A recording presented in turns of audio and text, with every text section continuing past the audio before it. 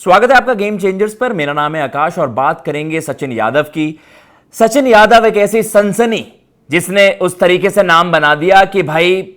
एक दिन पहले तक उनके बारे में शायद उतनी चर्चा नहीं हो रही थी। सब चर्चा कर रहे थे कि नीरज चोपड़ा क्या गोल्ड मेडल जीतेंगे, क्या उनका वहां पर पोडियम वहां फिनिश करेंगे और वर्ल्ड एथलेटिक्स चैंपियनशिप में दोबारा से जैवलिन इवेंट में इंडिया का नाम रोशन करेंगे। लेकिन कहीं ना कहीं एक अनसंग हीरो था, एक ऐसा स्टार था जिसके बारे में चर्चा नहीं हो रही थी। क्वालिफिकेशन में जबरदस्त परफॉर्मेंस और फिर फाइनल इवेंट में इसने ओलंपिक गोल्ड मेडलिस्ट जो 2 बार रहे हैं। पिछली बार तो हम बात करते हैं कि पाकिस्तान के अरशद नदीम थे, उससे पहले हमने देखा था टोक्यो ओलंपिक्स में नीरज चोपड़ा ने गोल्ड जीता था, लेकिन दोनों को ही पछाड़ दिया और 4th नंबर पर अनफॉर्चुनेटली कुछ मार्जिन से 0.4 वहां पर हम देखते हैं कि बहुत ही एक आप कह सकते हैं बेयर मार्जिन था जहां पर वो ब्रॉन्ज मेडल से मिस आउट कर गए। लेकिन सचिन यादव ने इस तरीके से नाम कमाया कि भाई आज दुनिया उनके बारे में चर्चा कर रही है कि यार ये 25 साल का नौजवान है कौन, बिलोंग कहां से करता है, क्या इसकी स्टोरी है। तो स्टोरी भाई आप कह सकते हैं कि काफी ऐसी है कि मोटिवेशनल है और कहीं ना कहीं आपको भी मोटिवेट करेगी कि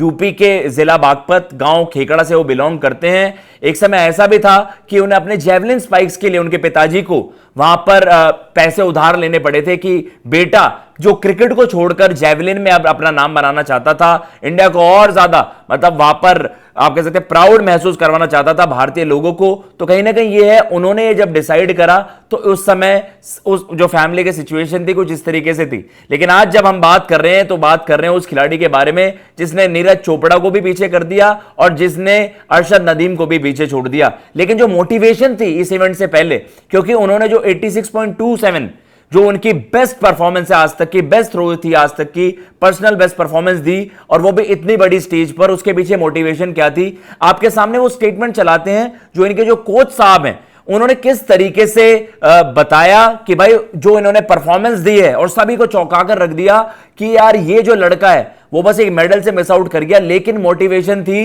कि हमें जो पाकिस्तान के अरशद नदीम है उनसे आपको पीछे नहीं रहना है। यह बात उनके कोच साहब ने उनसे कही थी जो उन्होंने मानी भी और उस तरीके की धमाकेदार परफॉर्मेंस वहां पर दी। उन्होंने बोला कि भाई मैंने उनसे बात करी, जो नवल सिंह है सचिन यादव के कोच है, उन्होंने इंडियन एक्सप्रेस से बातचीत करते हुए बताया कि मैंने उससे कहा था कि चाहे कुछ भी हो जाए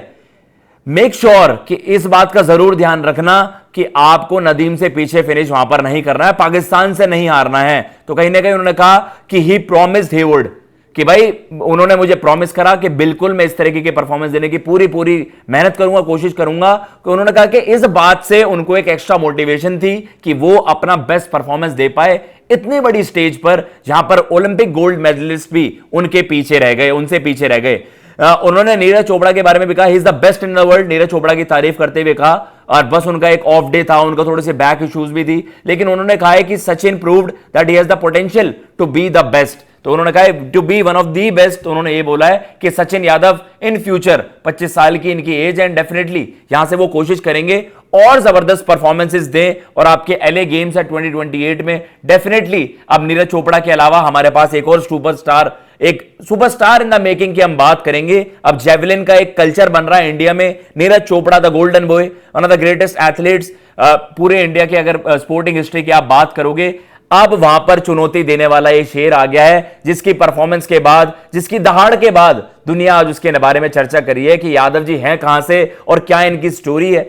6 फुट 5 इंच की जो इनकी हाइट है, मतलब इतना तगड़ा इनका शरीर और कहीं ना कहीं मतलब कैसा कहते हैं ना कि भाई टेलर मेड, बिल्कुल वेल सूटेड इनकी जो ये बॉडी है वो जैवलिन के लिए बिल्कुल आइडियल है और जो इनकी थ्रो है वो बड़ी जबरदस्त है। कहीं ना कहीं अभी और ज्यादा वो और बेहतर तरीके से प्रिपेयर करेंगे तो वो दिन दूर नहीं है कि वो कॉम्पिटिटिव लेवल पर भी, जो कि इनके कोच ने क्लेम करा है कि इसने प्रैक्टिस में 90 मीटर की थ्रो भी फेंकी है, तो अगर इस तरीके की परफॉर्मेंसेस वो देते रहे तो वो दिन दूर नहीं होगा जब हम ये होप करेंगे कि नीरज, चलिए एक ऑफ डे नीरज के लिए हो गया, लेकिन ओवर द इयर्स नीरज ने बड़ी जबरदस्त परफॉर्मेंसेस दी हैं। लेकिन नीरज चोपड़ा और सचिन यादव अगर पोडियम पर नजर आए किसी बड़े इवेंट में, होपफुली ओलंपिक्स में अगर नजर आएंगे तो वो दिन बहुत ज्यादा स्पेशल होगा सभी भारतीय लोगों के लिए। करोड़ों जो हमारे आप कह सकते हैं भारतीय लोग हैं और कहीं ना कहीं जो भी अब जैवलिन का कल्चर बनता हुआ नजर आ रहा है, बाकी और भी जो यूथ है, जो यंगस्टर्स हैं, उन्हें भी एक मोटिवेशन मिलेगी कि हम भी जैवलिन अब पकड़ेंगे, हम भी वहां पर भाला फेंकेंगे और देश का नाम रोशन करेंगे। फिलहाल इस वीडियो में इतना ही। अगर आपको ये वीडियो पसंद आई हो चैनल को सब्सक्राइब कर दीजिएगा। मैं लेता हूं इजाजत। जय हिंद, जय भारत।